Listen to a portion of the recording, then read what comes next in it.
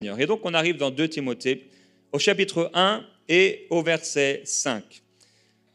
Paul écrit cette lettre à Timothée et il lui dit « Je garde en effet le souvenir de la foi sincère qui est en toi.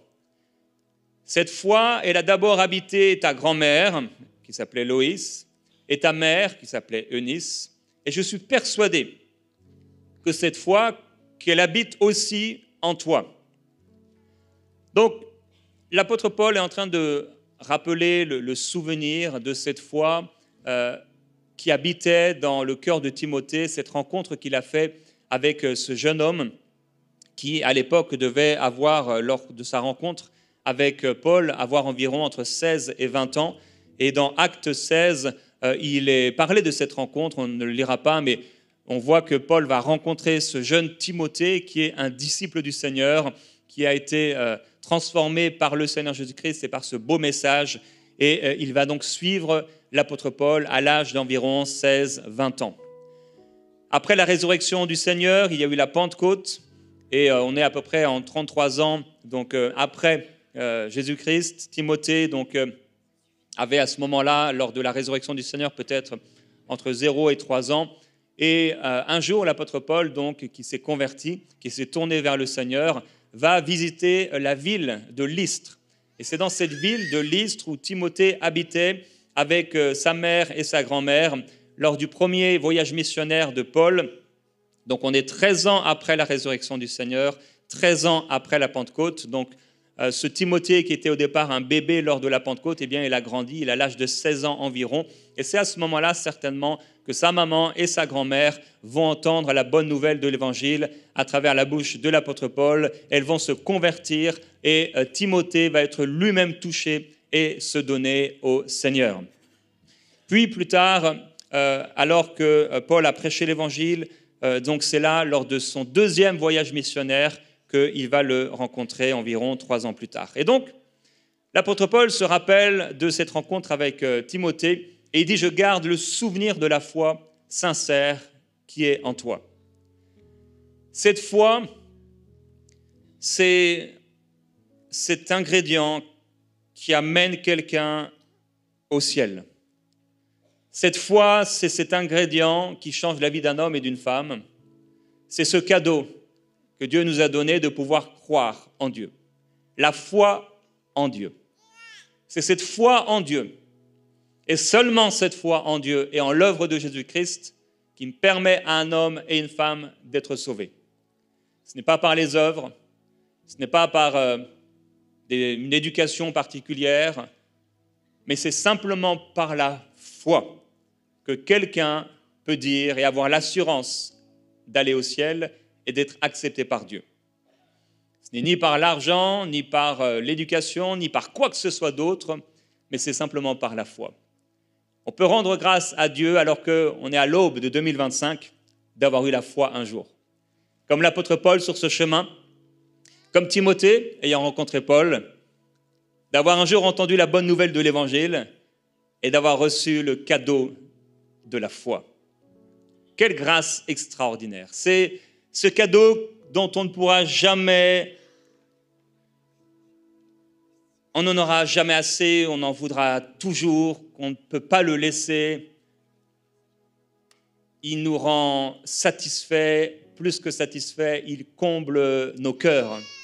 Le cadeau de la foi, quand on a reçu la foi, quand Dieu a mis dans nos cœurs la foi, quand la foi s'est levée dans notre cœur à l'écoute de la bonne nouvelle de l'Évangile. Et les cadeaux qu'on peut recevoir à Noël ou au cours de l'année, eh bien ces cadeaux, vous savez, des fois tu offres un cadeau à un enfant et il est hyper content, tu le vois jouer avec pendant toutes les vacances de Noël et quelques semaines après, tu te demandes où est son cadeau, il ne sait même pas lui où est son cadeau et son cadeau a été oublié. Ou tu t'es offert un beau cadeau, il était très bien, un bon matériel ou quelque chose, un bel équipement, mais un an plus tard, il ne fonctionne plus. Eh bien, il est laissé, il est abandonné. Tu ne sais même plus ce que tu as reçu à Noël l'an dernier. Et il est même possible que tu ne saches même pas ce que tu as reçu cette année. Mais il y a un cadeau plus que tous les autres cadeaux, et ce cadeau, c'est le cadeau de la foi. le cadeau de la foi. Et quand on reçoit le cadeau de la foi, il est vraiment important pour nous de pouvoir le garder, de pouvoir le chérir et de ne pas l'abandonner. L'apôtre Paul se souvient de ce cadeau de la foi qui a rencontré et percuté le cœur de Timothée. Il se souvient de la foi qui était dans le cœur de Timothée et qui a changé la vie de Timothée. Et il lui rappelle que cette foi lui a été donnée, que cette foi, elle a d'abord habité dans le cœur de sa maman et dans le cœur de sa grand-maman, sa grand-mère. Et qu'en fait, cette foi, eh bien, elle a eu la grâce, ils ont eu la grâce, cette famille a eu la grâce de recevoir la foi, donc de la grand-mère jusqu'à la mère et jusqu'au fils. Cette foi a continué dans les générations, ce qui n'est pas le cas de toutes les familles. J'ai eu la joie de recevoir, et nous avons eu dans notre famille la joie de recevoir la bonne nouvelle de l'Évangile. J'avais à peu près 7 ans lorsque ma maman, à l'hôpital, pour une petite opération, a reçu la bonne nouvelle de l'Évangile à travers un magazine de témoignages de personnes qui avaient eu leur vie transformée par le Seigneur Jésus-Christ. À cette époque, elle avait dépensé beaucoup d'argent pour l'astrologie et mon père lui avait dit « Chérie, ça va être soit l'astrologie, soit les enfants », tellement elle était obsédée et omnibulée par l'astrologie. Et donc, dans cette chambre d'hôpital, en lisant ces témoignages de personnes qui avaient eu leur vie transformée et en découvrant que l'astrologie et toutes ces choses étaient des choses contraires à ce que le Seigneur voulait, elle a reçu Jésus-Christ dans son cœur et elle a été transformée. Et cette foi qui a habité dans son cœur, alors qu'elle nous a amenés à l'église, nous a touchés les uns après les autres. Et de la même manière, Timothée va recevoir cette foi en entendant la bonne nouvelle de l'Évangile. Cette bonne nouvelle de l'Évangile. Est-ce que tu te souviens le jour où tu as reçu ce cadeau de la foi? Est-ce que tu te souviens où c'était? Peut-être quand c'était?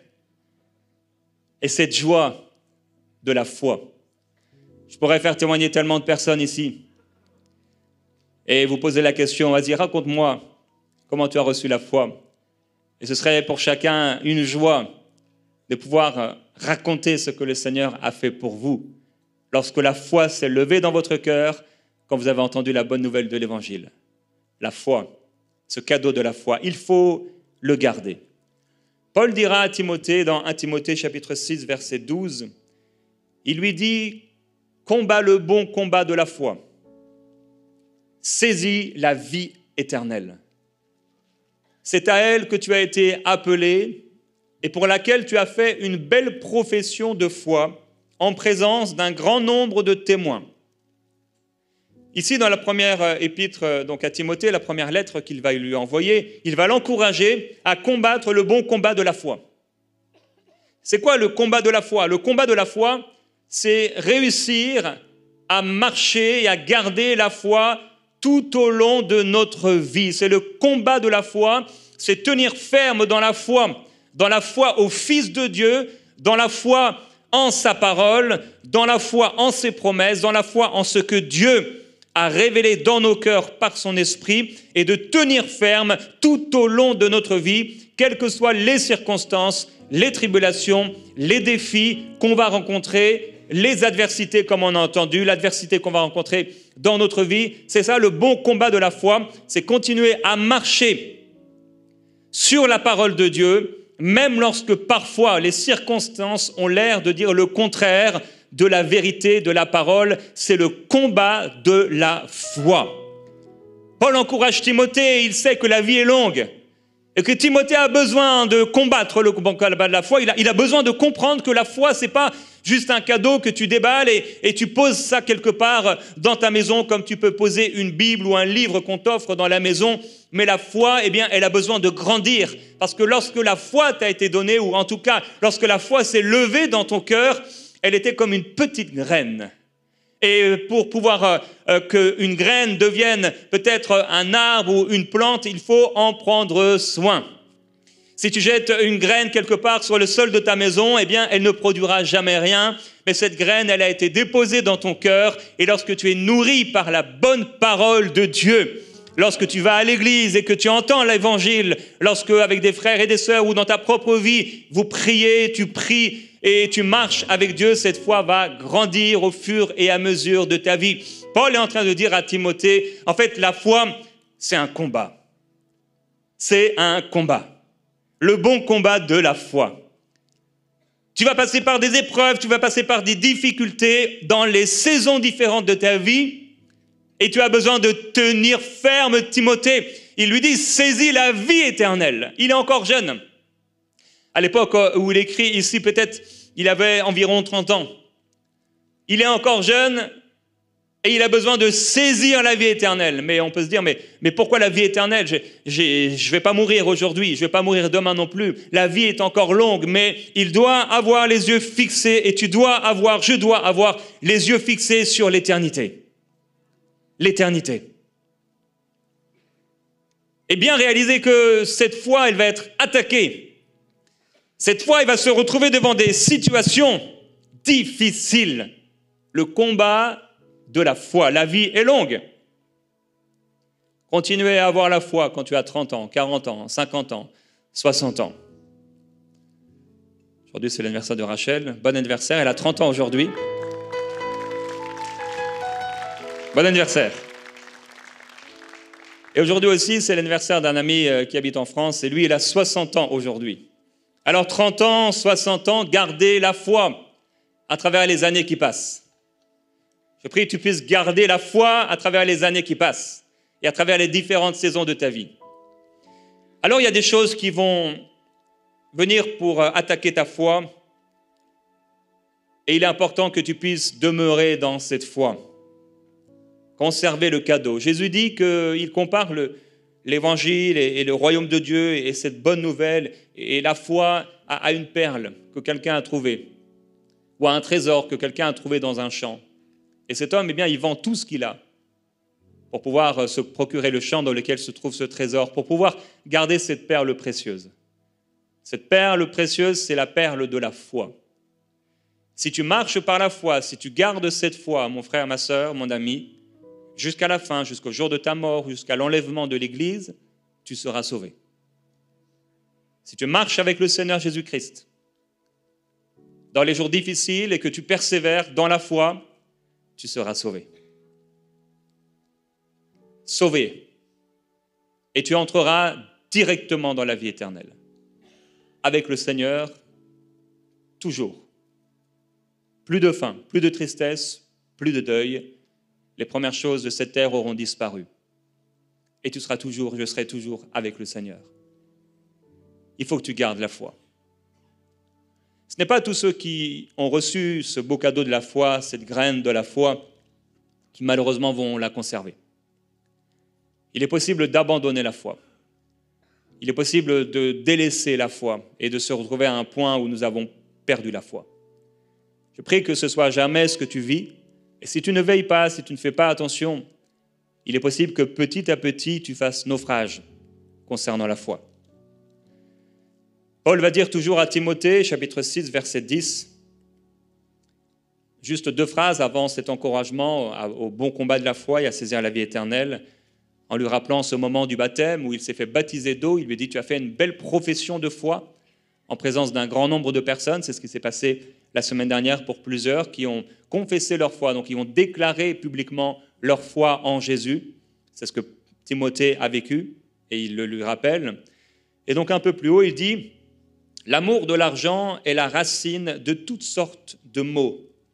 Et pour s'y être abandonnés, certains se sont égarés très loin de la foi ou loin de la foi. Il est en train de parler d'un élément parmi d'autres qui peuvent faire en sorte que quelqu'un s'éloigne du Seigneur et s'éloigne de la foi. Il dit que l'un de ces éléments qui peut amener quelqu'un à s'éloigner de la foi, c'est l'amour de l'argent. Il a bien réalisé qu'autour de lui, il a vu autour de lui des hommes, des femmes qui se sont tournés vers le Seigneur Jésus-Christ, mais qui, dans leur cœur, avaient un amour pour l'argent. Et il a vu des personnes qui avaient dans leur cœur cet amour pour l'argent se détourner du Seigneur Jésus-Christ. Et il dit, se sont égarés, loin de la foi. Il y a des choses dans la vie qui peuvent nous égarer loin de la foi. Il faut y faire attention. Il peut avoir des choses, il peut avoir des addictions. Ça peut être des personnes qui, lorsqu'on se tient avec ces personnes ou lorsqu'on fait ces choses, petit à petit, on s'égare de la foi. Ce sont des choses ou des personnes qui sont contraires à la foi.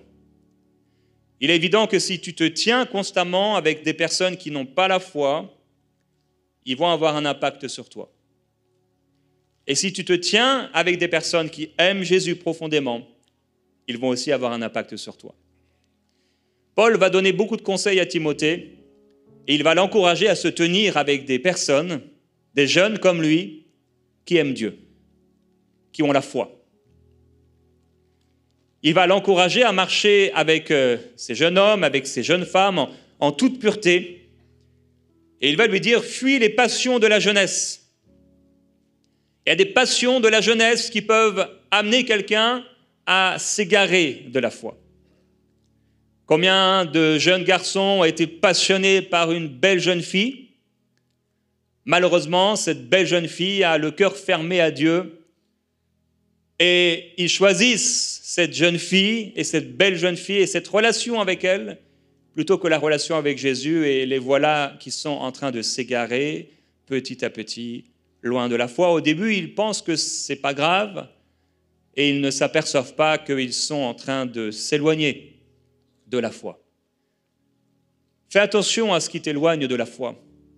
Parce que dans cette vie, alors que tu vas entrer en 2025, et il y aura 2025 et certainement 2027 et d'autres années, il y a des personnes, il y a des choses qui vont essayer de t'égarer loin de la foi. Nous sommes censés être toujours embrasés pour le Seigneur, passionnés pour Christ. Nous croyons à l'Église Plénitude que nous pouvons être bouillants pour le Seigneur tout au long de notre vie sans tomber. Parce que le Seigneur a le pouvoir de nous faire tenir debout jusqu'à la fin. Si nous nous attachons au Seigneur et si nous fuyons les passions, pour certains c'est les passions de la jeunesse, pour d'autres c'est les passions de la vieillesse. Quelles que soient les passions que tu peux rencontrer, ces passions peuvent t'amener à t'égarer petit à petit loin du Seigneur. On ne s'égare pas comme ça du jour au lendemain. On n'est pas perdu au milieu d'une forêt. Comme ça, on a commencé en marchant sur une route peut-être, puis par un sentier, et on s'est égaré du sentier, on s'est retrouvé, on pensait peut-être pouvoir se retrouver, mais au bout d'un moment, eh bien, on ne savait plus où aller. Comme quelqu'un au milieu de l'océan qui ne voit plus aucune île et rien, il ne voit pas le continent parce qu'il a nagé beaucoup trop loin. Ça fait peur. On ne s'égare pas du jour au lendemain comme ça, c'est petit à petit. Si tu laisses des passions, si tu laisses des gens avoir un impact négatif sur toi, si tu traînes trop avec des personnes qui n'ont aucun intérêt pour le Seigneur Jésus-Christ, il est fort possible que tu vas t'égarer petit à petit. Si tu ne veilles pas à ta vie de prière, si tu ne fais pas attention, il est possible que tu vas t'égarer petit à petit. Mais si tu veilles, le Seigneur sera avec toi. Si tu fais attention, si tu gardes tes pas, tu fais attention à la manière dont tu marches, avec intelligence, avec sagesse, le Seigneur te conduira, le Seigneur te dirigera. Tu n'as pas à avoir crainte de demain, tu n'as pas à avoir crainte de tomber, tu n'as pas à craindre d'abandonner le Seigneur, il sera toujours là, il sera toujours avec toi, il te prendra toujours par la main si seulement tu veux bien qu'il prenne ta main. Je veux encourager quelqu'un aujourd'hui à abandonner une passion qui t'éloigne du Seigneur. Il lui dit, fuis les passions de la jeunesse et recherche la justice, donc ce qui est juste aux yeux de Dieu, la foi, l'amour, la paix, avec ceux qui invoquent le Seigneur d'un cœur pur. Quand tu te tiens avec des personnes qui ont le cœur pur, il ne dit pas des gens parfaits, mais des gens qui ont le cœur pur. David, dans l'Ancien Testament, n'était pas un homme parfait, mais il avait un cœur qui plaisait à Dieu. Quand tu te tiens avec des hommes et des femmes qui ont un cœur pur, des gens qui aiment vraiment Jésus, ils sont peut-être imparfaits, mais vraiment ils aiment Jésus. Et quand ils font le mal, eh bien tout de suite ils demandent pardon au Seigneur, ils changent. Quand tu te tiens avec ces hommes, avec ces femmes qui ont un cœur pur et que tu te tiens avec eux et vous, ensemble vous cherchez la paix, vous cherchez l'amour, à marcher dans l'amour, vous cherchez à ce qui fait grandir votre foi, pour chercher ce qui est juste aux yeux de Dieu, que va-t-il se passer? Ta foi, la graine de la foi dans ton cœur va grandir. Le fait de nous réunir ensemble chaque semaine, le fait de prier chaque jour, le fait de méditer la Bible, de lire la Bible tous les jours, on ne réalise pas l'impact extraordinaire que ça a sur nos vies. Quelqu'un pense qu'il peut vivre sa foi seul, c'est quelqu'un qui se détournera petit à petit du Seigneur, qui s'éloignera petit à petit de la foi, puisque la véritable foi, elle ne se vit pas seule seulement, mais elle se vit avec les autres. Paul dira que si quelqu'un n'a pas soin de sa famille, il a renié la foi. Il a renié la foi. Tu peux renier ta foi en vivant pour toi-même de manière égoïste. Mais cette foi peut grandir alors que tu prends soin des autres et que tu aimes le Seigneur de tout ton cœur. Alors il parle de cet amour de l'argent qui est une racine qui petit à petit va t'égarer de la foi. Il ne dit pas que c'est l'argent le problème, mais l'amour de l'argent. Il écrit une autre lettre à une église dans la ville de Colosse, et il leur rappelle, comme il l'a rappelé à Timothée, il leur dit « Vous qui étiez autrefois étrangers et vous étiez ennemis de Dieu par vos pensées, par vos œuvres mauvaises, il vous a maintenant réconciliés avec Christ. » Voilà des gens qui ne connaissaient pas le Seigneur, mais qui sont réconciliés avec Jésus quand ils ont rencontré Jésus-Christ. Et il leur dit « Mais il faut que vous restiez fondés et inébranlables dans la foi, sans vous détourner de l'espérance de l'évangile que vous avez entendu. » Ça veut dire qu'on peut se détourner de la foi. Mais notre foi doit devenir inébranlable, de plus en plus forte. Je prie que ta foi devienne de plus en plus forte, que ta foi soit de plus en plus belle, de plus en plus fondée dans l'amour et dans la parole de Dieu, afin que tu ne t'égares pas, afin que tu ne te détournes pas, mais que tu sois inébranlable dans la foi. Dieu dit à quelqu'un qui va garder ta foi, il va conserver ta foi, mais toi demeure sous l'abri du Très-Haut. Quand tu te tiens avec le Seigneur Jésus-Christ et que tu te tiens au milieu du peuple de Dieu, c'est là qu'il envoie sa bénédiction. C'est là qu'il envoie son onction. Le diable va travailler contre l'Église pour briser l'Église et diviser l'Église et empêcher les croyants de se réunir. Il va travailler encore en 2025, je ne sais de quelle manière, mais pour empêcher les croyants de pouvoir se réunir. Il va créer toutes sortes de choses pour que les gens soient tellement occupés qu'ils n'ont plus le temps de se réunir, ils n'ont plus le temps de prier, ils n'ont plus le temps de lire la Bible. Alors il y a des choses qui sont là dans le monde, des choses qui sont profondément naturelles, mais d'autres qui sont spirituelles, qui viennent directement du royaume des ténèbres pour affaiblir la foi des croyants. Et je prie que non seulement dans ces 2 derniers jours de 2024, mais en 2025 et dans les autres années et jusqu'à la fin, ta foi, ma foi puisse grandir et aller de l'avant. Au point où nous devenons inébranlables. Inébranlable, ça veut dire quoi? Tu peux faire ce que tu veux de moi, je tiens ferme dans ma foi. Tout peut m'arriver, mais je tiens ferme dans ma foi. C'est comme si je suis enraciné profondément et ces racines, elles sont tellement grandes que c'est impossible. Je ne sais pas si vous avez déjà essayé de déraciner un arbre. Moi, j'aime jardiner, mais j'aime particulièrement arracher des arbres, couper des branches, enlever des choses comme ça. Mais tu peux essayer d'arracher un arbre. Avec tes propres mains, tu ne réussiras pas. Il y a des arbres, ils ont des racines de plusieurs dizaines ou même parfois centaines de mètres.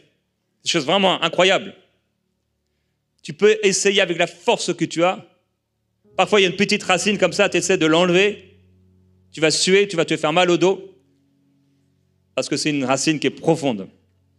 Je prie que tu aies de telles racines. Il peut y avoir la tempête, il peut y avoir des secousses, il peut y avoir la pluie qui tombe sur toi, mais tu tiens ferme.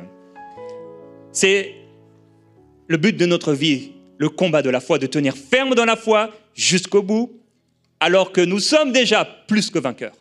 Ça, c'est la bonne nouvelle, c'est qu'on ne sera pas vainqueurs demain. Nous sommes déjà vainqueurs. Il y a cet homme dans l'Apocalypse, le Seigneur qui va en vainqueur et pour vaincre. Tu es déjà vainqueur. Mais il y a encore dans cette victoire des belles victoires que Dieu a en réserve pour toi. Nous sommes déjà vainqueurs. Nous n'avons pas à travailler pour avoir la victoire. Cette victoire nous a été donnée en Jésus-Christ. C'est lui qui a accompli cette œuvre parfaite. Et c'est lui qui mènera notre foi à la perfection. que tu sois inébranlable. Inébranlable. Le diable peut essayer, les circonstances, les gens peuvent essayer, mais tu tiens ferme. Tu tiens ferme, tu es inébranlable. Personne ne peut t'arrêter. Personne ne peut te bloquer. Personne ne peut te séduire. Personne ne peut t'enlever cette foi. Alors, il lui dit donc, fuis les passions de la jeunesse, recherche la justice, etc., avec ceux qui cherchent le Seigneur d'un cœur pur. Et il dit, repousse les discussions folles, sachant qu'elles font naître des querelles.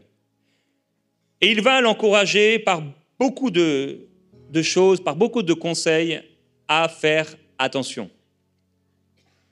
À faire attention à ces discussions religieuses qui ne favorisent pas l'œuvre de Dieu, qui ne favorisent pas la foi, mais ce sont des discussions sans fin, des généalogies, des discussions qui ne mènent à rien. Comme l'amour de l'argent peut amener quelqu'un à se détourner du Seigneur, il y a aussi des discussions doctrinales qui peuvent amener des gens à se détourner du Seigneur. Il y a des personnes mal intentionnées également qui peuvent amener quelqu'un à se détourner du Seigneur Jésus-Christ. Paul nous encourage, et c'est l'Esprit qui nous encourage, à garder notre foi pour nous-mêmes et à ne pas se laisser aller dans des disputes de mots qui divisent les cœurs, mais à se concentrer sur ce même esprit que nous avons reçu, cette même foi, cette parole que nous avons reçue. Et comme il voit que certains se détournent du Seigneur par l'amour de l'argent, par ce genre de discussion, et qui les encourage à ne pas se détourner, au contraire, eh bien, il va s'informer de la foi des gens régulièrement. Il écrit une lettre aux chrétiens de l'église de Thessalonique, et il leur dit, on vous a envoyé notre frère Timothée, justement, Timothée qui a eu sa foi, qui a grandi, au point de pouvoir faire grandir la foi des autres maintenant, pour vous affermir et vous encourager dans votre foi, afin que personne ne soit ébranlé au milieu des difficultés présentes. Voilà donc des chrétiens, ils sont dans une certaine ville qui s'appelle Thessalonique, et ils vivent des situations difficiles parce qu'ils sont persécutés à cause de Christ, parce qu'il y a aussi des gens qui prêchent de fausses doctrines, donc des choses qui sont contraires à ce que dit la Bible, à l'Évangile. Et il dit, au milieu de ces difficultés présentes, nous avons envoyé Timothée, nous n'y tenions plus, et il dit, je l'ai envoyé pour m'informer de quoi ? De votre foi. Pourquoi Paul, là où il était bloqué, pourquoi il a envoyé Timothée vers ces chrétiens ? Pour une raison, pour s'informer de leur foi. Comment leur foi se comportait, comment leur foi allait. Je l'ai envoyé pour m'informer de votre foi dans la crainte que le tentateur nous vous ait tenté et que nous ayons travaillé pour rien. Paul est bien conscient que lorsqu'il va ici et là et qu'il annonce la bonne nouvelle de l'Évangile, lorsque quelqu'un reçoit la graine de la foi, il est possible qu'il rencontre un adversaire. Jésus en parlera. Jésus dira qu'il y a différents types de terrains, différents types de terres, en parlant du cœur de l'homme qui reçoit la bonne nouvelle de l'Évangile. Et il dit qu'il y a certaines personnes qui reçoivent l'Évangile avec joie, parce que cet Évangile est extraordinaire et rempli de belles promesses. Mais ce sont des gens d'un moment. Ils ne tiennent pas dans leur foi. Aussitôt que vient une petite difficulté, ils se détournent de la foi. Paul a une crainte. Et sa crainte, c'est que ces personnes, ces chrétiens, ces personnes qui sont devenues chrétiens, chrétiennes, disciples de Jésus, enfants de Dieu, sa crainte, c'est que ces personnes aient été tellement tentées par le diable, tellement attaquées par le diable, qu'ils aient délaissé leur foi. Peut-être il ressent quelque chose dans la prière en priant pour eux, et il les aime et il veut qu'ils puissent marcher avec le Seigneur jusqu'à la fin, ne pas avoir travaillé pour rien, et donc il envoie Timothée pour savoir comment va leur foi. Comment va ta foi, mon frère, ma sœur? Comment va ta foi? Est-ce que ta foi est en bonne santé? Est-ce que tu crois encore? Est-ce que tu te tiens encore rempli d'espérance pour le Seigneur? Où en est ta foi? Est-ce que ta foi en 2024 a grandi? Ou au contraire, tu réalises que cette foi, elle a vraiment pris un coup? Cette foi, elle s'est affaiblie. Dieu va fortifier ta foi. Dieu va affermir ta foi par sa parole et par son esprit. Il dira à ces mêmes croyants, « Nuit et jour, nous le prions avec beaucoup d'insistance de nous permettre de vous revoir et de compléter ce qui manque à votre foi. » De compléter ce qui manque à votre foi. Donc il parle toujours à ces chrétiens de la ville de Thessalonique, en leur rappelant qu'ils ont envoyé Timothée. Et alors qu'ils envoient Timothée, ils prient également. Ils prient pour que la graine qu'ils ont reçue, la graine de la foi, il est conscient que cette foi, elle n'est pas complète, elle est incomplète. Cette foi, elle doit grandir. Et donc, il prie pour pouvoir avoir le privilège d'aller les voir et de les encourager dans la foi, de les fortifier dans leur foi. Comment on encourage quelqu'un dans la foi? Comment notre foi peut grandir? Comment l'apôtre Paul allait-il s'y prendre pour, sur place, fortifier la foi de ces chrétiens, ces chrétiennes, ces gens qui avaient cru en Jésus? Était-ce par des calculs savants, par beaucoup d'études? Il allait venir avec la parole de Dieu. Les lettres inspirées par l'Esprit que Dieu lui avait donné d'écrire, mais également la bonne parole de l'Ancien Testament, qui était l'ombre des choses à venir, mais déjà remplie de promesses à propos de Christ. Et il allait les fortifier, donc demander comment ils allaient, comment ils se comportaient dans la vie, est-ce que vraiment ils marchaient avec le Seigneur, est-ce qu'ils n'avaient pas des luttes, des difficultés, et pouvoir les encourager par la parole de Dieu, par la prière, en priant pour eux, afin que leur foi soit fortifiée. Quelqu'un peut être attaqué dans sa foi et recevoir de la part de quelqu'un d'autre un temps de prière, une prière qui va le fortifier. Il est possible que cette prière était tellement forte que cette personne est fortifiée pour plusieurs mois. Il est possible que ce temps de prière était suffisamment bon pour que la personne soit vraiment encouragée et fortifiée pour quelques semaines. Il y a des temps de prière également qui te fortifient, tu es en train de prier et tu passes par un temps difficile et ce temps de prière, il te permet de tenir dans la foi jusqu'au lendemain. Et le lendemain, tu te réveilles et tu as l'impression que le ciel est fermé. Et tu as besoin à nouveau, parce que tu es dans un temps difficile, une saison difficile, mais tu vas la traverser avec l'aide du Seigneur. Mais tu as à nouveau besoin de prier pour être fortifié. Paul voulait aller les rencontrer pour pouvoir leur prêcher encore l'évangile, la bonne nouvelle de l'évangile, apporter ce qui manquait à leur foi, pouvoir prier pour eux et pouvoir également leur donner les dons spirituels. Il voulait que ceux qui n'étaient pas encore baptisés du Saint-Esprit puissent l'être. Il leur dit, je voudrais que vous parliez tous en langue. Alors il est évident, quand il rencontrait des nouveaux croyants, il priait pour qu'ils soient baptisés du Saint-Esprit. Parce qu'il savait pour lui-même, et l'ayant vu dans trop de vies, que le baptême du Saint-Esprit était la puissance de Dieu qui permettait aux croyants de tenir ferme. La puissance de l'Esprit. C'est bien la grande différence avec les hommes et les femmes qui n'ont pas l'Esprit. Lorsque nous avons l'Esprit, nous avons la puissance de Dieu. Lorsque nous avons l'Esprit, nous avons toute capacité en lui. Lorsque nous avons l'Esprit, nous recevons de cet Esprit les révélations de l'Écriture, de la parole de Dieu. Lorsque nous avons l'Esprit, nous avons un magnifique ami à nos côtés qui est là et qui voit tout et qui sait tout et qui connaît tout et qui nous instruit, qui nous parle, qui nous conduit et qui nous dirige. C'est la personne du Saint-Esprit. Nous avons besoin du Saint-Esprit. L'Église a besoin du Saint-Esprit pour tenir ferme jusqu'à la fin. Tu as besoin, j'ai besoin de développer ma communion avec le Saint-Esprit, de découvrir comment il parle, de quelle manière il parle, de quelle manière je peux être conduit par l'Esprit. Je prie que tu développes cette intimité et cette relation avec le Saint-Esprit. Il va t'amener à adorer Jésus-Christ. Sa présence va descendre sur toi et tu vas te sentir tellement fort. Et quand la présence du Saint-Esprit descend sur la vie d'un homme ou d'une femme, eh bien cette personne, elle ressent la présence de Jésus, mais plus fortement que si quelqu'un était là à ses côtés. Lorsque tu fermes les yeux, Peut-être tu peux entendre quelques mouvements des gens ici et là, mais lorsque tu es rempli du Saint-Esprit, même les yeux fermés, mais Dieu est beaucoup plus réel que tout ce qui t'entoure. Même tout ce que tu peux toucher.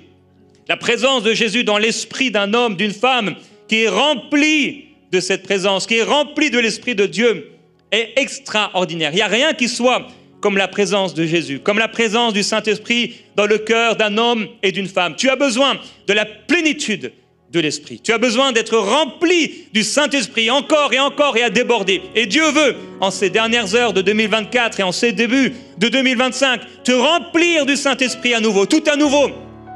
Parce que Dieu sait que tu as besoin de lui. Tu as besoin du Saint-Esprit. Tu as besoin du Saint-Esprit. Nous ne pouvons pas tenir ferme tout seuls. Nous ne pourrons pas aller jusqu'au bout tout seuls. Nous sommes incapables. Notre capacité vient de Dieu. Lorsque quelqu'un est rempli du Saint-Esprit, il est fort dans la tempête. Jésus pouvait dormir dans la tempête parce qu'il était rempli de l'Esprit. Tu peux dormir dans la tempête parce que tu es rempli de l'Esprit. Quand tu as suffisamment prié, il ne s'agit pas d'heures ou de compter du temps, mais il s'agit de cœur. Suffisamment prié avec le cœur, il dit à Timothée, une foi sincère. La foi de Timothée, c'était une foi sincère. C'était pas une foi hypocrite. C'était pas une foi religieuse. Oh, mes amis sont chrétiens, alors je suis chrétien. Mes amis vont à l'église, alors je vais à l'église et j'essaie de faire comme eux. Non, parce que c'est la mode et j'ai pas trop d'amis et il y a quelques amis là, ils sont dans l'église. Non, c'était une foi sincère. C'est quelque chose d'authentique, de vécu, une expérience. Elle était authentique cette foi. Lorsque tu as cette foi, lorsque tu marches avec Dieu et lorsque tu pries avec sincérité, lorsque tu cherches et que tu poursuis la présence de Dieu, tu es fortifié. Tu es fortifié. Il y a des temps difficiles. Vraiment, il y a des temps difficiles. Jésus n'a pas dit que la pluie, elle tomberait seulement sur ceux qui ne le connaissent pas. Il a dit que la pluie, elle tomberait également sur ceux qui le connaissent. Il a parlé de deux maisons. Deux maisons, une qui est bâtie sur le sable et une qui est bâtie sur le roc. Il parle des mêmes circonstances. C'est la même tempête qui frappe les deux maisons. C'est la même pluie qui tombe sur les maisons. Les mêmes vagues qui viennent. Mais la maison qui est bâtie sur le roc, elle tient ferme. Jésus n'a pas dit que la pluie ne tombera pas sur toi. Jésus n'a pas dit que tu n'auras pas de tempête. Jésus n'a pas dit que tu n'aurais pas de temps difficile. Mais Jésus te dit que si tu bâtis sur lui, ta maison tiendra ferme. Ta maison tiendra debout. Quel que soit ce que le diable envoie contre toi, tu vas tenir ferme. Tu vas tenir debout jusqu'à la fin à cause de la puissance du Saint-Esprit qu'il a mise en toi, dans ton cœur. Beaucoup de personnes se sont détournées de la foi et ils sont dans les églises. Ils sont là, mais ils se sont égarés loin de la foi. Leur foi n'est plus vivante. C'est une foi qui est tarie quelque part. C'est peut-être un bon dépôt. C'est là, ils ont comme une certaine foi en Dieu, mais c'est plus une foi active. C'est plus une foi qui est vivante. Je prie que ta foi soit vivante, mon frère, ma sœur. Je prie que ton amour pour Dieu soit vivant et renouvelé par le Saint-Esprit. Mais quand tu es rempli de l'Esprit, tu peux aller jusqu'au bout. Mais quand tu rejettes l'Esprit, oh, les églises qui rejettent l'Esprit, les chrétiens qui rejettent l'Esprit, les chrétiens qui n'ont garde à l'Esprit, ils ne font pas attention à l'Esprit, ce sont des chrétiens qui vont s'assécher. Ce sont des chrétiens qui vont s'éloigner de Dieu. Ce sont des chrétiens qui vont devenir hypocrites. Ils pêchent parce qu'ils n'ont pas la puissance et la capacité de tenir ferme contre le péché. Et les voilà en train de pécher et de devenir des chrétiens hypocrites. Ils ont la foi, mais c'est une foi hypocrite. Elle n'est pas sincère. Ils continuent d'aller à l'église, mais ce sont des hypocrites. Ils ne sont pas sincères. Ils font croire que, mais ils ne sont pas ce qu'ils pensent ou ce qu'ils disent être. Je prie que tu sois un chrétien sincère, authentique, un vrai disciple de Jésus. Parce qu'un chrétien veut dire un petit Jésus. Être comme Jésus, marcher avec Dieu, aimer véritablement le Seigneur jusqu'au bout, jusqu'à la fin. Et pour cela, tu as besoin du Saint-Esprit. Jésus dit, je vous enverrai le Saint-Esprit, la puissance de Dieu. Et vous serez mes témoins. Nous avons besoin de témoigner, frères et sœurs. Je prie qu'on puisse témoigner de plus en plus de notre foi, de Jésus, parce que lorsque tu témoignes de ta foi grandit. Lorsque tu pries en langue, ta foi est fortifiée. Paul dit, quand je prie en langue, quand quelqu'un prie en langue, il s'édifie lui-même. Il parle d'une maison, d'une construction, d'une maison spirituelle intérieure. Lorsque tu pries en langue, tu es fortifié. Ta tête peut-être ne le comprend pas, mais lorsque tu pries en langue de tout ton cœur, tu ne sais pas comment, mais il se passe quelque chose. Tu es fortifié. Tu peux passer par un temps difficile, on t'a peut-être trahi, on t'a peut-être craché dessus, on t'a peut-être critiqué, mais tu parles en langue, parce que c'est simplement la façon de faire de Dieu. Ce Dieu si immense qui a fait les cieux et la terre a choisi la folie de parler une langue qu'on ne comprend pas et qu'on ne connaît pas. Et c'est tellement bizarre que des chrétiens ont rejeté cela. Ils ont dit, oh non, le monde va nous trouver fous. On a entendu dernièrement lors de la formation Onésime que quelqu'un s'est converti, s'est tourné vers le Seigneur en entendant quelqu'un parler en langue. Dieu a choisi cette folie de la prière en langue pour nous fortifier. Il a dit, ah non, je ne vais pas marcher, je ne vais pas faire selon les hommes. Ça ne va pas être les plus intelligents, ça ne va pas être avec beaucoup d'exercices, ça ne va pas être avec beaucoup d'efforts, avec beaucoup d'œuvres. Non, je vais mettre mon esprit en eux. Mon esprit en eux et je serai avec eux. Et je marcherai avec eux et je serai leur Dieu. Dieu t'a donné de son esprit, mon frère, ma soeur. Quelle grâce extraordinaire! Nous avons été remplis du Saint-Esprit. La religion ne peut pas produire cela. Aucune religion ne peut produire cela. Le Saint-Esprit est une personne et il est Dieu. Et il est venu habiter dans nos cœurs. Le Saint-Esprit est vivant. C'est l'Esprit de Dieu. Dieu lui-même est venu habiter dans ton cœur. C'est une réalité. Je prie que tu puisses l'expérimenter. Je prie que tu puisses le vivre tous les jours de ta vie. La puissance de l'Esprit qui te remplit, qui te saisit, qui te bouleverse, qui te fait tenir ferme. Ferme dans les moments difficiles. Il y a des moments difficiles. Il y a des moments difficiles. Tu te mets par terre, tu te prosternes, tu t'allonges. Tu dis, oh Seigneur, il y a des moments de pleurs, il y a des moments de difficulté. Il peut y avoir des moments où le découragement essaie de t'atteindre, la dépression essaie de t'atteindre, mais tu parles en langue. Et quand tu parles en langue, tu es fortifié. Tu es fortifié. Il a donné le Saint-Esprit à l'Église. Il a dit, non, attendez, allez à Jérusalem. Et là, attendez de recevoir le Saint-Esprit. Parce que Jésus savait qu'ils auraient besoin du Saint-Esprit au milieu de ces brigands, au milieu de ces faux frères, au milieu de ces pharisiens, au milieu de ces Sauls qui persécutaient l'Église. Il savait que là, dans la prison, eh bien, il n'y aurait peut-être pas de chrétiens pour l'encourager. Il n'y aurait peut-être pas de Bible. Il n'y aurait peut-être pas la parole pour l'encourager. Alors il allait inscrire dans leur cœur sa parole par son esprit qu'il allait faire habiter en eux. Alors tu peux te retrouver dans la prison. Tu peux te retrouver au milieu de l'océan. Tu peux te retrouver seul dans une maison. Tu peux te retrouver seul dans ta situation, seul au milieu de ta famille, mais le Saint-Esprit habite en toi. Dieu ne t'a pas laissé seul. Il a dit, je ne vous laisserai pas orphelin, mais je viens vers vous. De quelle manière Jésus est venu vers nous? Il est venu par son esprit. C'est l'esprit de Jésus qui l'a fait habiter dans nos cœurs. Je suis rempli du Saint-Esprit. Quelle grâce! Alléluia! Gordon ne sera peut-être pas toujours là avec moi pour jouer de son piano. Parfois je serai seul, il n'y aura pas de piano, il n'y aura pas de musique, mais j'ai le Saint-Esprit. Quelle grâce! On peut être reconnaissant pour le Saint-Esprit, on peut être reconnaissant qu'il ne nous ait pas laissés seuls. Nous avons son esprit, son bon esprit qu'il a mis à l'intérieur de nous. Et c'est cet esprit qui va nous faire tenir ferme jusqu'à la fin. Nous allons tenir ferme. Tu vas tenir ferme, mon frère, ma soeur, en t'ouvrant à la personne du Saint-Esprit. Cet esprit, il est tellement discret.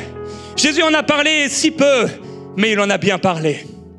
Il a dit qu'il révélerait toutes choses. Il a dit qu'il montrerait les choses à venir. Il a dit qu'il révélerait Christ et qu'il glorifierait Christ. Lorsque tu es rempli du Saint-Esprit, la présence de Dieu descend sur toi. Je prie pour des hommes et des femmes dans cette église qui sont remplis du Saint-Esprit. Je prie que toi qui m'écoutes, tu sois rempli du Saint-Esprit là où tu es. De plus en plus rempli du Saint-Esprit. La vie chrétienne sans l'Esprit, c'est une vie chrétienne fade. C'est une vie chrétienne fade. Dieu n'a pas voulu qu'on soit seul. Il a voulu nous donner son esprit. Son esprit, c'est grâce à son esprit, en s'ouvrant à son esprit, que nous pourrons tenir ferme. Je prie que quelqu'un soit rempli du Saint-Esprit maintenant. Lève les mains vers le Seigneur, mon frère, ma soeur, et sois rempli du Saint-Esprit. Dis-lui, Saint-Esprit, j'ai besoin de toi. Saint-Esprit, je veux plus de toi. Saint-Esprit, viens édifier ma maison spirituelle, la maison spirituelle que je suis. Oh, merveilleux Saint-Esprit, remplis mon cœur et ma vie de ta présence. Oui, Père, je prie que la puissance de l'Esprit descende sur ton peuple et qu'il marche dans la glorieuse plénitude de l'Esprit, Père. Je te glorifie, qu'aucun ne fasse naufrage dans sa foi, qu'aucun n'abandonne sa foi pour s'attacher à des esprits séducteurs ou à des doctrines de démons, au nom de Jésus-Christ. Je prie que personne ne se fasse attirer par des hommes et des femmes avec des mauvaises intentions, des mauvaises motivations, par des loups, par des faux ouvriers, au nom de Jésus-Christ. Tu as dit, mon juste vivra par la foi. Et s'il se retire, mon âme ne prend pas plaisir en lui. Je prie pour des hommes et des femmes qui marchent par la foi, qui vivent par la foi, jusqu'au bout, par la foi. Seigneur, nous te glorifions. Alléluia, ta parole est libérée et ton esprit est libéré sur nous. Tu ne nous as pas laissés seuls et tu nous as donné la prière et la prière en langue pour être rempli. Si quelqu'un veut être rempli du Saint-Esprit, aujourd'hui pour la première fois, peut-être tu m'écoutes ou tu es dans ce lieu et tu n'as jamais parlé en langue ou tu ne parles plus en langue, je vais t'encourager à te lever là où tu es. Et la bonne nouvelle, c'est que là, maintenant, tu vas être rempli du Saint-Esprit et tu vas te mettre à parler en d'autres langues selon ce que l'Esprit te donne de s'exprimer. Et ça ne vient pas de la tête, ça vient du cœur. Le Saint-Esprit va te remplir parce que tu as soif. Il n'a pas dit que c'était ceux qui étaient intelligents. Il n'a pas dit que c'était ceux qui allaient faire de bonnes actions. Il n'a pas dit que c'était les bons chrétiens. Il a juste dit que c'était tous ceux qui viendraient à lui avec la soif. Si tu as soif, c'est suffisant. Alors au nom de Jésus-Christ maintenant, Père, je prie pour tous ceux qui se lèvent ici ou dans leur maison et qu'au nom de Jésus-Christ, ils soient baptisés du Saint-Esprit maintenant. Qu'ils soient remplis du Saint-Esprit et que ces fleuves d'eau vive jaillissent de leur cœur maintenant au nom de Jésus. Alors que tu t'es levé, ne parle plus dans ta langue maintenant, mais libère. Ferme les yeux pour te concentrer sur le Seigneur. Ça ne vient pas de ta tête. Ne te dis pas est-ce que c'est ça, non. Libère simplement ce son. Libère cette parole. Libère cette syllabe et sois rempli à déborder. Et vous qui avez déjà reçu, frères et sœurs, est-ce qu'on peut prier tous ensemble? Tous ensemble. Et que l'atmosphère du ciel descende dans ce lieu. Que l'atmosphère du ciel descende dans ce lieu. Là où est l'Esprit du Seigneur, et là est la liberté. Là où est l'Esprit du Seigneur, et là est la liberté. Si tu as déjà reçu ce don merveilleux, mais tu l'as laissé de côté, le fait que tu ne parles pas en langue quand on te le propose veut dire que tu l'as laissé de côté. Mais là où tu es, commence à parler en langue. Commence à chercher Dieu en langue. Commence à soupirer après Dieu. À soupirer après un nouveau rafraîchissement. Un nouveau toucher de Dieu. Une nouvelle expérience avec Dieu. Je prie que tu sois rempli, Père. Merci parce que tu les remplis. Qui sabra kele bariondela. Il est brussi qui brati aussi la vatie. Raimambro soto liabari klikalaya. Ribrisuti brita la mai brikalolo. Alléluia, tu as dit, Seigneur, que tu viendrais arroser les déserts, arroser les terres sèches des vies. Merci parce que tu arroses une terre sèche aujourd'hui qui te dit oui. Tu arroses un désert maintenant. L'âme de quelqu'un est comme un désert. Et le Seigneur te dit qu'il veut t'arroser. Il veut t'arroser de sa présence. Il veut t'arroser de son amour. Il veut t'arroser et te remplir de sa paix. Peut-être tu es dans ce lieu aujourd'hui et ton cœur n'est pas encore à Jésus-Christ. Tu n'as pas encore donné ta vie à Jésus. Peut-être c'est la première fois que tu viens, ou peut-être la deuxième fois que tu viens, ou peu importe, mais ton cœur n'appartient pas encore à Jésus. Jésus veut venir habiter dans ton cœur. Jésus veut remplir ton cœur. Jésus veut remplir la personne que tu es. Et il veut te donner une nouvelle destinée. Une nouvelle destinée. Il veut te faire passer des ténèbres à la lumière. Il veut que tu deviennes une nouvelle créature par son esprit qui fait habiter en toi. Le Saint-Esprit veut te toucher là où tu es. Le Saint-Esprit veut te remplir là où tu es. Je prie qu'il te touche là où tu es et qu'il puisse te convaincre que tu as besoin de lui. Te convaincre que tu as besoin de lui et d'être pardonné de tes péchés. Jésus-Christ n'est pas venu pour condamner le monde, il n'est pas venu pour te condamner. Il est venu pour que par lui tu reçoives la vie éternelle. Par lui tu reçoives le pardon de tes péchés. Si tu es là dans ce lieu, j'aimerais qu'on puisse baisser nos mains, s'il vous plaît. Et si tu es dans ce lieu, tu veux recevoir Jésus, toi par contre, lève la main. S'il y a quelqu'un ici qui veut recevoir Jésus-Christ dans ton cœur, lève la main là où tu es. Oui, je vous vois. Je vois aussi là-bas. Est-ce qu'il y a quelqu'un d'autre qui veut recevoir Jésus-Christ dans son cœur et être rempli du Saint-Esprit, de la présence de Jésus? Oui, je vous vois. Est-ce que quelqu'un d'autre veut être rempli de Jésus et recevoir la paix avec Dieu, être réconcilié avec Dieu? Si c'est toi, lève la main là où tu es. Jésus-Christ veut te pardonner. Jésus-Christ veut te libérer. Jésus-Christ veut te donner la vie et la vie éternelle. Oui, je vous vois tout au fond là-bas. Est-ce qu'il y a encore quelqu'un? Tu veux recevoir Jésus-Christ. Tu en as assez de cette vie et tu veux recevoir la vie nouvelle, la vie et l'esprit que Jésus veut te donner. Oui, si c'est toi, lève la main bien haut, bien haut.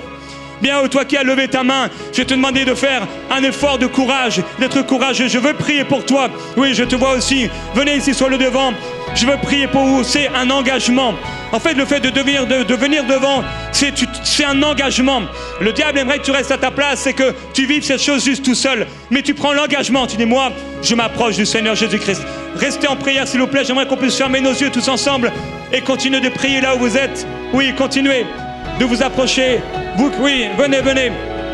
Vous qui avez levé la main, si en haut, il y en a qui ont levé la main, approchez-vous, vous approchez pas de moi, c'est de Jésus que vous vous approchez maintenant. Et là où vous êtes, là où vous approchez, Jésus-Christ lui-même va venir vous toucher là où vous êtes.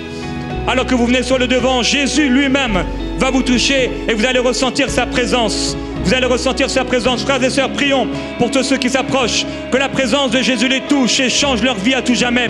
Qu'ils ne soient plus jamais les mêmes personnes. Quand il est venu rencontrer Timothée, c'était un petit jeune homme, mais Jésus l'aimait. Quand il est venu rencontrer Saul, il n'aimait pas l'Église, il n'aimait pas les chrétiens, mais Dieu l'a transformé en un instant. Je ne sais pas quelle est ta vie, mais Jésus-Christ la connaît. Et c'est lui qui a voulu que tu sois là aujourd'hui. Et c'est lui qui va bouleverser ta vie. Et c'est lui qui arrache les chaînes de ta vie. Alors au nom de Jésus, que ces chaînes soient brisées maintenant.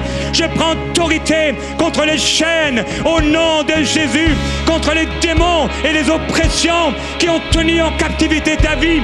Et je déclare maintenant que dans le nom de Jésus-Christ, tu es libéré. Je déclare liberté maintenant. Liberté pour toi. Liberté pour toi. J'aimerais demander au pasteur ici de venir prier pour ceux qui sont sur le devant. Priez un instant pour ceux qui sont sur le devant, s'il vous plaît. On va prier pour vous. Et on va appeler la présence de Jésus-Christ sur vous maintenant. Alléluia. Et après, je vais vous conduire dans une prière. Seigneur, merci pour la puissance de Jésus qu'ils ressentent maintenant dans leur cœur. Merci pour la puissance de Dieu qui vient sur eux. Pour la paix de Dieu qui vient sur eux et pour les chaînes qui sont brisées. Dans le nom de Jésus-Christ, la gloire du Seigneur est là. La gloire du Seigneur est là. Et sa présence te touche. Sa présence te touche.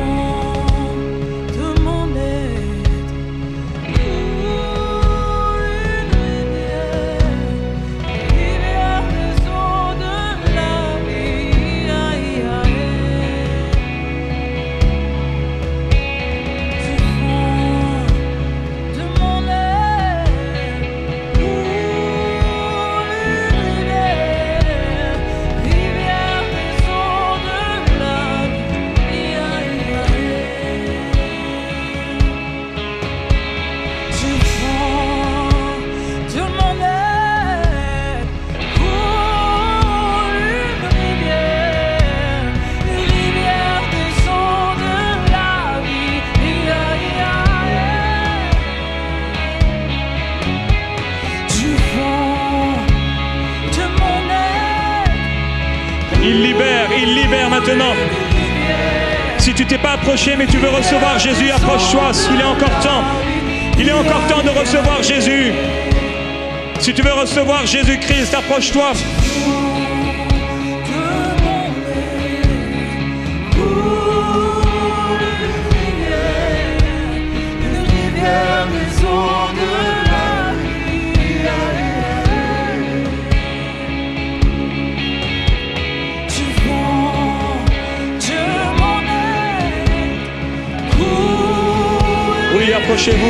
Approchez-vous, vous qui voulez recevoir Jésus.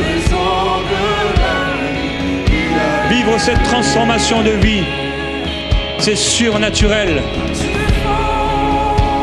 Dieu a voulu qu'on marche par la foi, qu'on pose un acte de foi. C'est un acte de foi que tu fais en t'approchant.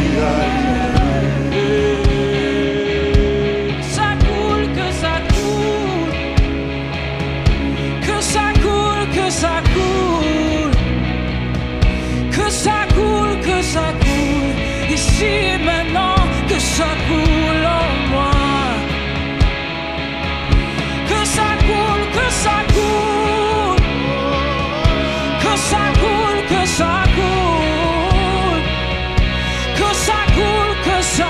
Oui, continuez de prier, continuez de prier. Continuez de prier pour ceux qui sont sur le devant et aussi pour vous-même. Que l'Esprit de Jésus vous remplisse et que cette onction coule. Que la présence de Jésus coule sur toi. Alléluia, que ça coule.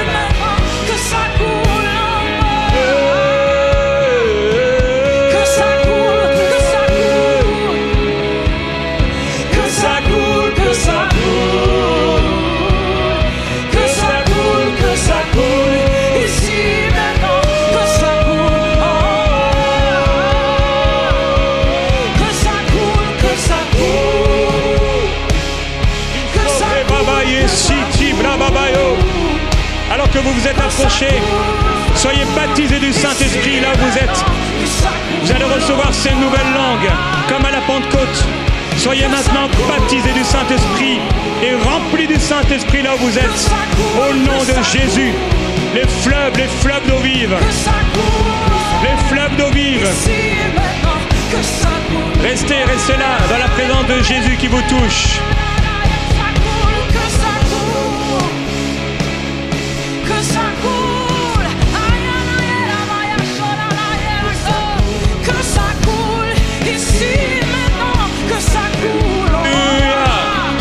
Timothée soit sauvé. Timothée soit libéré au nom de Jésus. Alléluia. Alléluia. Le Seigneur sauve les Timothées. Il libère, il remplit de son esprit. Alléluia. Merveilleux Jésus-Christ. Que ta gloire le remplisse. Que ta gloire le remplisse. Que ta gloire le remplisse au nom de Jésus. Seigneur, merci pour ta grâce. Que cette onction coule. Oh, cabra baba brezete.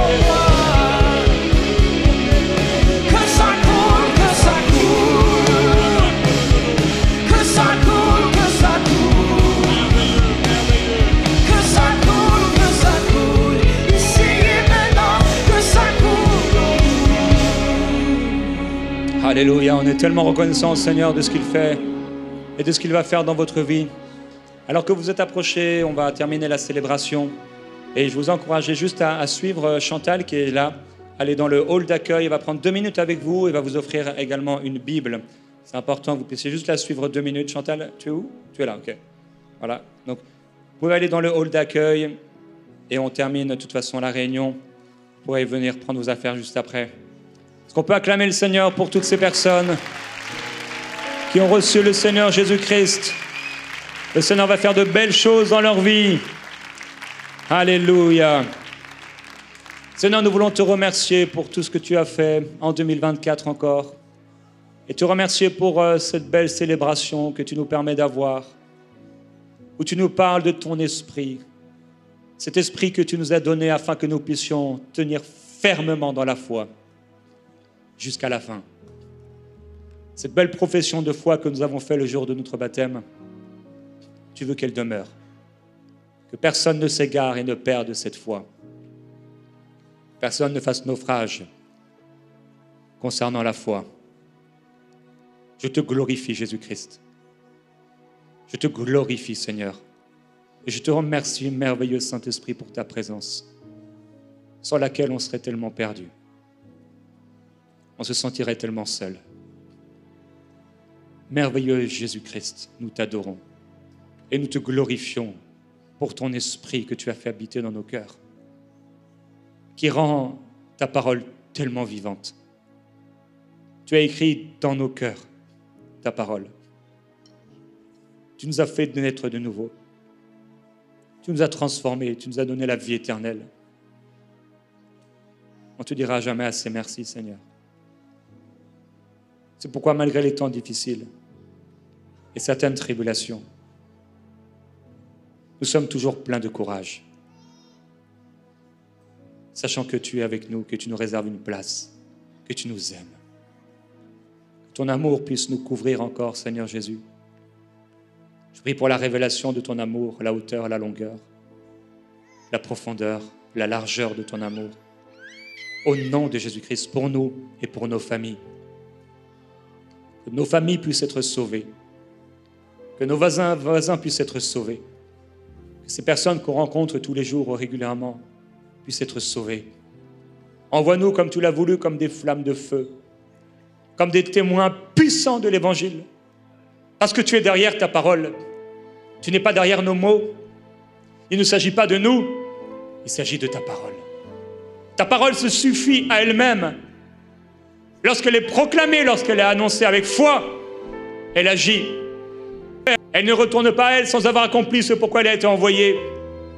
C'est pourquoi, Père, alors qu'on va parler de ta parole, qu'on va parler ta parole et proclamer ta parole, tu feras des choses glorieuses et extraordinaires. Et tu accompagneras ta parole encore par des signes, des prodiges et des miracles. Par des cœurs qui se tournent vers toi. Merveilleux Jésus-Christ, merci de ce que tu vas accomplir en 2025 pour ta gloire. Nous t'adorons, Seigneur. Amen. Amen. Gloire au Seigneur. Sa présence est tellement bonne. Et le Seigneur t'aime, mon frère, ma sœur. Tu n'es pas seul. Jésus t'aime, il est avec toi, il va te remplir. Que tu puisses passer de bonnes fins de vacances pour ceux qui sont en vacances ou un bon 31. Que la grâce du Seigneur Jésus-Christ soit avec toi. Et pour ceux qui font la formation Onésime, que Dieu te donne de pouvoir rencontrer ce Simon et l'amener à se tourner vers le Seigneur Jésus-Christ. Vous êtes bénis, on se retrouve dimanche prochain dans la joie du Seigneur. Saluez-vous les uns et les autres et accueillez-vous dans le Seigneur.